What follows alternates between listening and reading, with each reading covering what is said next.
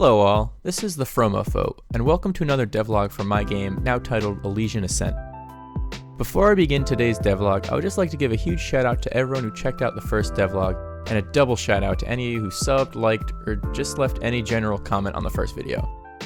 I've been programming for quite some time, but as far as making videos, writing scripts, or just taking any personal project seriously goes, this is a pretty new venture for me, so I appreciate all of you who took time out of your day to watch and listen to my videos. With that out of the way, let's get into the devlog.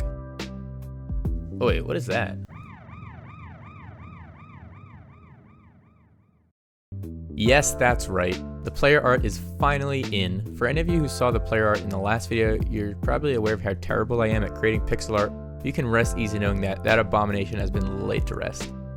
Although this new guy doesn't quite have a name yet, my artist friend and I have been referring to him as Gaius, so we'll probably stick to that for now, but of course I'm always open to suggestions. Other than finally having at least one decent looking thing in the game, I've made a major push in adding a ton of new content in such a short amount of time, simply because class has started for me again at uni, and I just want to make one last push before the course load begins to ramp up, so this update will be a fat one. Without further ado, let's jump into what else is new. For some quick background info, I grew up playing console games, and quite frankly, platformers have never felt quite right on a keyboard, so the first thing I wanted to add was controller support. This was made pretty easy by refactoring a script I'd made in an earlier project, which used the xinput.net library. After getting it working and doing some initial testing, I can already tell it feels a lot better. The next major thing I added, which you probably noticed in some of the past footage I've already shown off, was the new day-night system. Although it doesn't add any new mechanics to the gameplay, I personally feel that it makes the game feel more like a journey, with this UI element in the corner cataloging how many in-game days the player has spent on this journey. I've also started developing a weather system to add more atmosphere to certain stages of the game. Right now I only have a system for rain, but I can already tell that it makes the world seem much more alive. I have plans to add in snow at a future date, but it still needs a little tweaking in the current state it's at. Additionally, I've made some minor changes to the character, which includes updating the falling mechanic. These changes include adding a little cloud of particles and a screen shake when the player hits the ground to really drive home the gravity of the situation they've fallen into. Oh god, was that too many puns? Jokes aside, it definitely feels like the player has more weight to them, which improves the feel of the game. Additionally, I've added a little check to determine which direction the player is falling to turn them accordingly.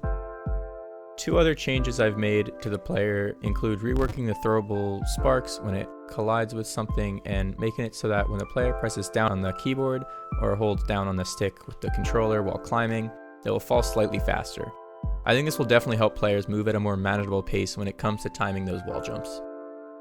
On top of completely refactoring the old lever system, I've also added two new obstacles to the game in the form of chained blocks and clouds. I believe chain blocks will add more diversity to how a player can traverse the environment and can lead to some interesting looking screens. Clouds are a new type of platform that players will come across in the later stages of the game. They are interesting in that players can jump through the bottom of them, and to add more pressure to the player, they will disappear after having been stood on for 2 seconds. While they do reappear after some time, I believe this will add to the change of pace and difficulty the player will face on their adventure, even though I'm not quite happy yet with how they look. The last thing I've implemented in this latest update was reworking the level setup. Because the game is not too complex, I've made the decision to compile all the screens into one Unity scene and only render screens as needed. At any time, the only screens that should be rendered are the player's current screen, the following screen, and the previous screen. So far I've noticed no impact on performance, and I don't really expect to, considering the very minimal load this kind of gameplay entails.